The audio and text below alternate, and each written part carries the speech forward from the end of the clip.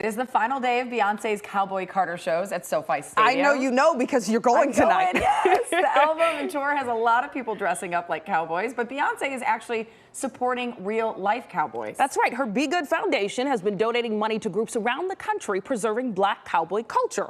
One of those groups is Urban Saddles, so I caught up with them at an event this week to learn more about how they're helping the community through horses. Horses make people happy. Horses have majestic power. You're just seeing them. Ghuan Featherstone knows a thing or two about the power of horses.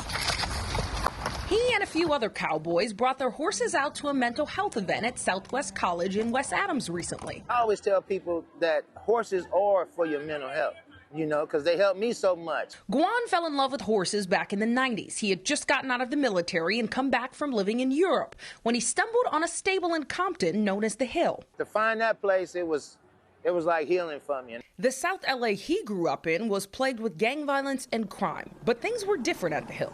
It was always a place where there was like an unsaid rule that there was no separation, you know, because of the legacy there, so they didn't allow gang violence. The Hill caught fire in 2012. That story is told in the documentary Fire on the Hill. But Ghuan was determined to keep the cowboy culture alive.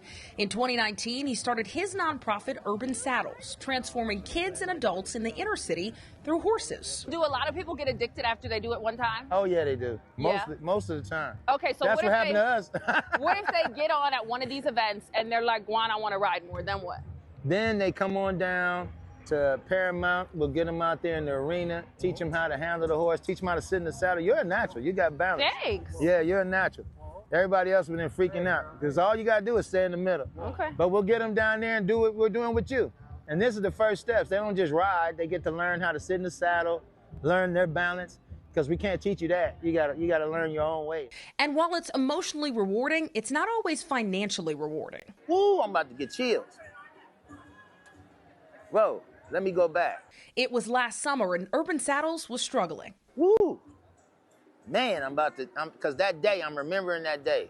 We were at the rodeo, at the Bill Pickett Rodeo. Things were so rough, Ghuan almost didn't go to the rodeo. We didn't have enough to pay for our ranch.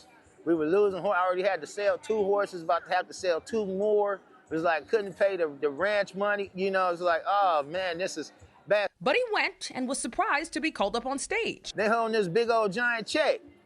And I'm like, what is that? It was a $25,000 check from Beyonce's Be Good Foundation. I was just shocked. I started crying. I was like, I couldn't believe it. Ghuan already had a stable in Paramount and a ranch in Paris, but it was hard convincing people to travel that far. He used the money to open a new location on Crenshaw and 71st, making it even easier for people in the inner city to interact with the horses. Ooh, one step to the right. See, Beyonce doesn't just highlight Black cowboys, she supports them through her foundation, giving out $500,000 in grants at that one rodeo. So while many people are rocking cowboy attire for the Cowboy Carter tour, for Black cowboys, this is their life. We're keeping the culture alive with the passion, because this is our everyday. This isn't a costume.